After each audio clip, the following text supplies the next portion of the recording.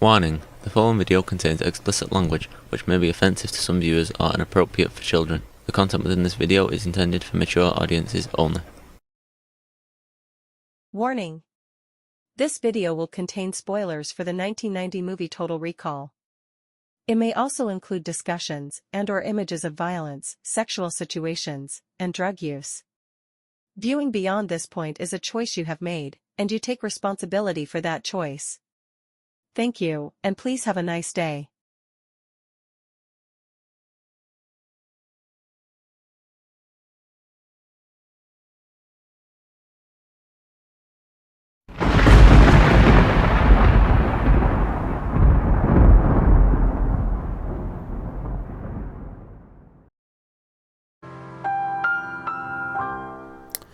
Hello and welcome to this video. I hope everyone is doing fun. I hope everyone is doing fine. I hope everyone's having fun. And I hope the universe is treating you fairly. Today's video, we are going to be looking at the 1990 Paul Verhoeven movie Total Recall. It is based on the short story We Can Remember It For You Wholesale by Philip K. Dick. The movie stars Arnold Schwarzenegger, Sharon Stone, Michael Ironside. It was a TriStar Pictures production. It was released June 1st, 1990. Runtime of roughly 113 minutes. The budget is stated to be somewhere between 48 and 80 million. The box office return on it was 261.4 million. So it was a good return. The screenplay was written in part by Dan O'Bannon, Gary Goldman, and Ronald Shusett. Shusett. S-H-U-S-E-T-T. Shusett. Ronald Shusett. The Dan O'Bannon brought us Alien, and he contributed to the animated adult movie Heavy Metal. He is a fairly prolific and excellent science fiction writer.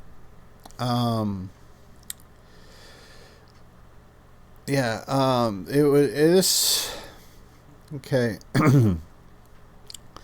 This movie, unlike the remake,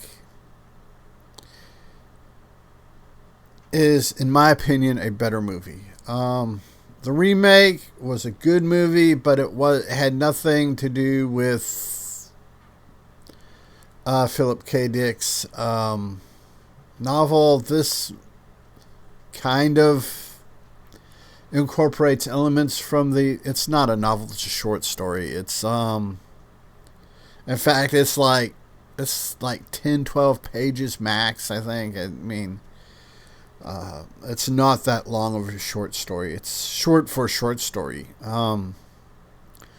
The the premise of the movie is you have Douglas Quaid, construction worker, lives a humdrum life, has a childlike fascination for Mars, which we have colonized. We haven't terraformed it. We've got these giant dome cities that we manufacture pump oxygen into. And he dreams of going to Mars. So he sees a advertisement for a company that does false memories. They do, if you don't have the money to go on a big grandiose vacation, you can pay them money and they will make you think you went on the vacation. And the name of this company is Total Recall. So Quaid goes to, he realizes he's never going to have the money to go to Mars and hang out. So he goes to Total Recall. Shit goes sideways fast. And he freaks out. They drug him. He wakes up. And he has what he thinks are maybe real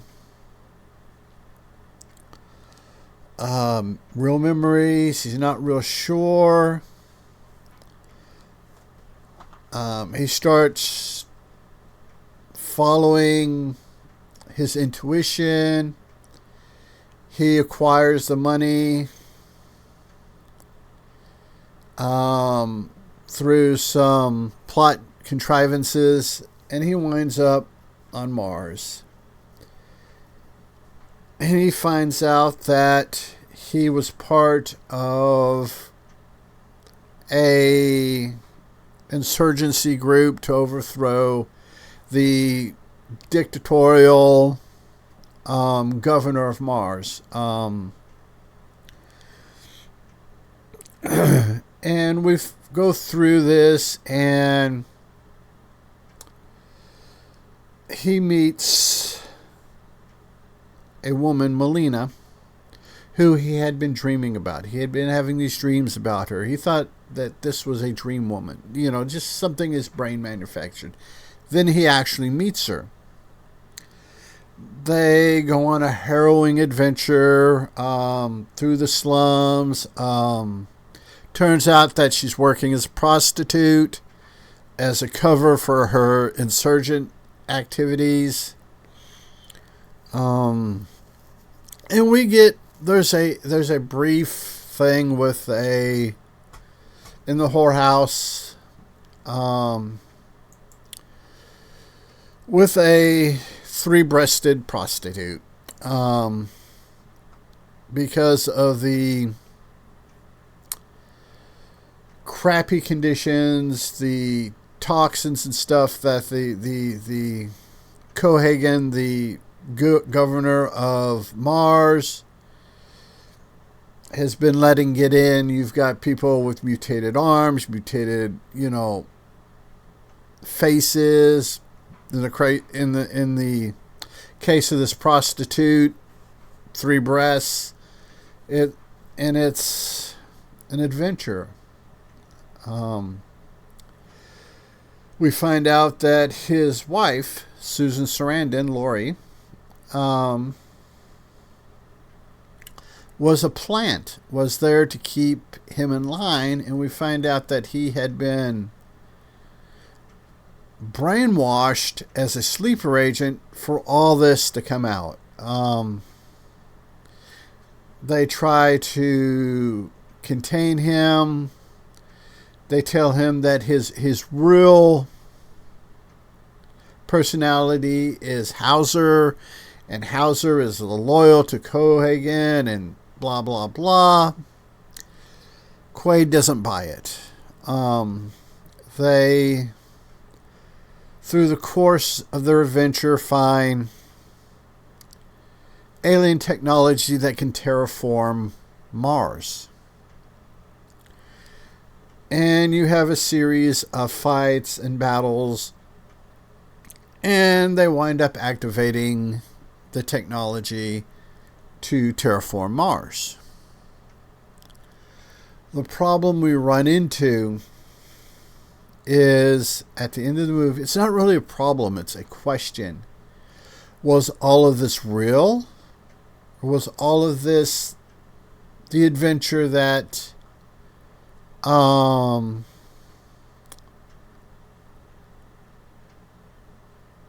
Douglas Quaid paid for? And it ends just as we are going to get the answer to that question. The movie ends mere seconds before we would get that answer. It is really, it's really good at ask questions of should we, shouldn't we. It is, yeah, it's one of those movies, or actually the short story it's based on is real similar. The short story that kind of inspired the movie, we deal with a kid, young adult, who finds all this stuff that he shouldn't have, and he thinks he got it this way, and got it through this total recall type fake memory thing, and it turns out that he actually had made contact with super powerful extraterrestrial beings that if the general population of Earth found out about them, they were going to destroy the Earth. So they make this deal where they make him think that he has these implanted memories. And basically every so often he finds enough clues to trigger his real memories. So the aliens and the government have to come in and subdue him and re-brainwash him and go on. And that's a really interesting short story. And like I said, this movie touches on that. What's real? What's not real? Can we trust our memories? Can you trust your memory of eating that turkey yesterday, or that hot dog last week, or drinking that soda? It's, can you trust your memory of the Bohemian Roman orgy you went to 2 months ago? You don't know. How it looks at how fragile our brains are, how fragile our brains work. And it's a great movie.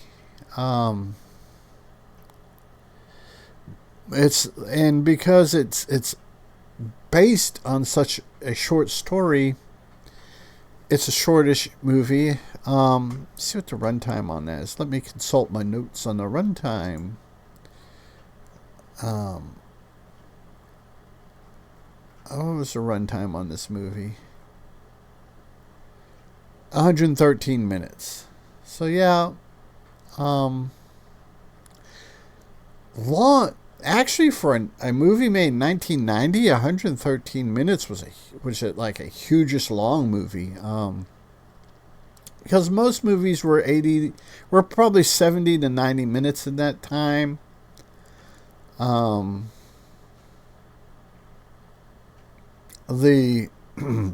This movie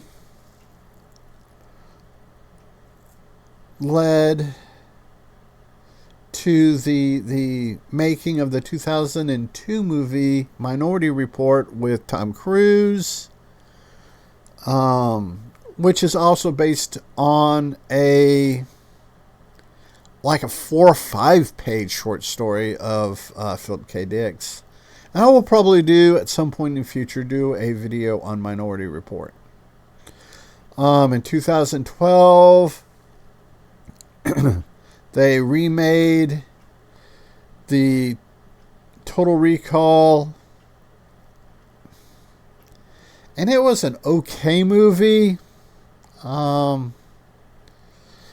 As just a straight action adventure, if you divorce it from the source material, it's not a bad movie.